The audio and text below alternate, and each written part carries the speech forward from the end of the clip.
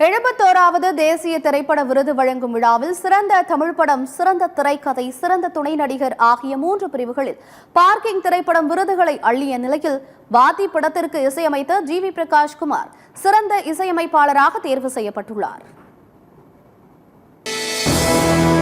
Cinema துறையில் ஒவ்வொரு பிரிவிலும் சிறந்து விளங்கும் கலைஞர்களை ஒவ்வொரு ஆண்டும் மத்திய அரசு தேசிய விருது வழங்கி கௌரவித்து வருகிறது.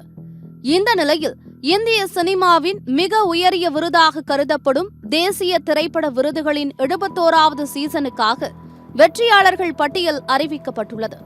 இதில் சிறந்த தமிழ் படம், சிறந்த திரைக்கதை, சிறந்த துணை நடிகர் ஆகிய பிரிவுகளில் பார்க்கிங் திரைப்படம் 3 விருதுகளை வென்றுள்ளது.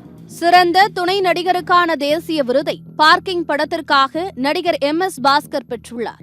வாதி படத்திற்கு இசையமைத்த ஜி.வி. பிரகாஷ்குமார் சிறந்த இசையமைப்பாளராக தேர்வு செய்யப்பட்டுள்ளார். தி டைம்லெஸ் தமிழ்நாடு என்ற ஆங்கில படத்துக்கு சிறந்த கலை கலாச்சார படத்துக்கான தேசிய விருது அறிவிக்கப்பட்டுள்ளது.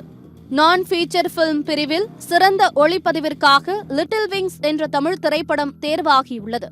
அதேபோல் சிறந்த தெலுங்கு படமாக பாலகிருஷ்ணா நடித்த பகவந்த் கேசரி திரைப்படம் தேர்வாகியுள்ளது. சிறந்த நடிகருக்கான தேசிய விருதை ஜவான் படத்திற்காக ஷாருக் கானும், 12th ஃபெயில் படத்திற்கு விக்ராந்த் மாசே ஆகியோர் பெற்றுள்ளனர். சாட்டர்ஜி vs நார்வே படத்திற்காக சிறந்த நடிகைக்கான தேசிய விருதை ராணி முகர்ஜி வென்றார். மலையாள சினிமாவில் சிறந்த துணை நடிகைக்கான தேசிய விருது ஜான்கி போடிவாலா மற்றும் ஊர்வசி ஆகிய இருவருக்கும் அறிவிக்கப்பட்டுள்ளது.